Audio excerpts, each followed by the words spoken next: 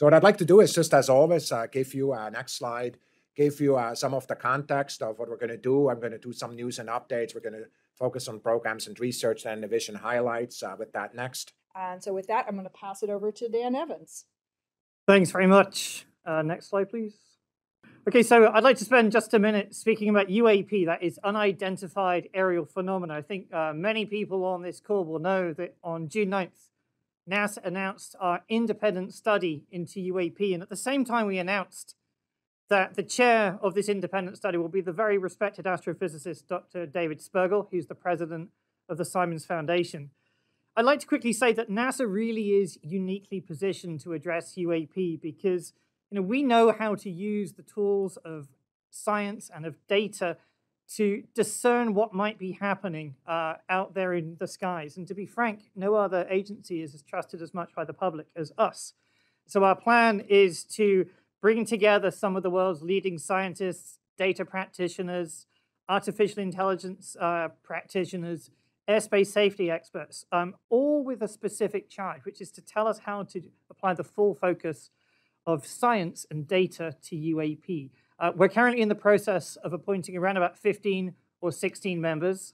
And I also wanted to underscore that we have very ongoing consultation and coordination across the government. And that's expressed very well with a meeting just 2 weeks ago between the NASA Administrator, Senator Nelson, and the Undersecretary of Defense for Intelligence and Security, the Honorable Ron Moultrie. So coordination and complementarity is the name of the game here. And we're going full force. We'll make some more announcements later in the year about UAP. Dan, do you mind if I just quickly, because there's so many questions, do you mind if I just ask one or two? When do you expect to announce the full kind of slate of committee members? Yeah, okay, great. So that's actually, I think, the top question that was upvoted. So in fact, this afternoon, we're meeting with the NASA Administrator to run the names that we've identified past him.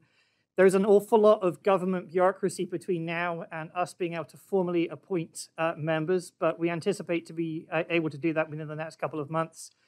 And we anticipate releasing those names publicly on our UAP SMD website in around about the October timeframe, Thomas. Thank you. So let's see how the meeting goes today. But yeah, some people, from the outside, I think once we make a decision, just snap your finger. And of course, what we're really trying to do is to do this under the public, really the right way, kind of as a public activity. We call it FACA, right? Kind of a PACA-like activity. Thanks so much. Back to you. Thanks. Okay, next slide, please. Moving on from UAP towards a new generation of suborbital research. There's a number of questions out there on UAPs. I want to kind of give you one kind of answer. Some people are asking me to make comments on specific events and specific issues. I want to tell you that every time kind of an issue like that comes to me, I give it to Dan Evans to basically make sure that if it's worth looking at as part of his work, we hear you. Kind of if you point it out there on social media, we hear you. I just want to tell you, I do not have the ability of answering each one of these questions just because, frankly, I don't know enough. It's not that I don't consider it important. I just don't know enough and cannot inform myself on each one of those issues, and neither can Dan, by the way. I just really want to thank you for your excitement and your interest, and be a little bit patient with us as we get to a solution that's much more scalable than any one of us answering a specific question. Why don't you do 3 questions kind of from the top, and then we'll call it a day. So we have one that is directed toward Thomas. It says, could you please tell us new information you've got at NASA about what seems to be a cylindrical object? And that's what I'm talking about. That's the one you're talking yes. about. So yeah. The next one is also a UAP, which is elaborating how many sciences have joined the UAP study team to date, and what can we? So give a framework, and of what's your guess? How big is the committee? How many scientists in the committee to zeroth order? Be aware that I'm a scientist too, but I'm also a bureaucrat. So some of these people have double labels. So go ahead, Dan. 15 to 17 scientists, data practitioners, airspace safety experts. We're going to get the wheels moving, hopefully this afternoon after we meet with the administrator to get his approval to proceed with a formal appointment. There are going to be a series of internal steps that we need to do. I'm hoping that we'll have this done by October, but I will cross my fingers and say that we could be able to get it done sooner than that. Fantastic, thank you. And then the U.S., are there any pictures, videos currently in the NASA database regarding UAP? I mean, look, with all of this, it's too early to say. And remember that the first step of any scientific investigation is to identify the data. And that's why we're bringing in these experts, is to do just that.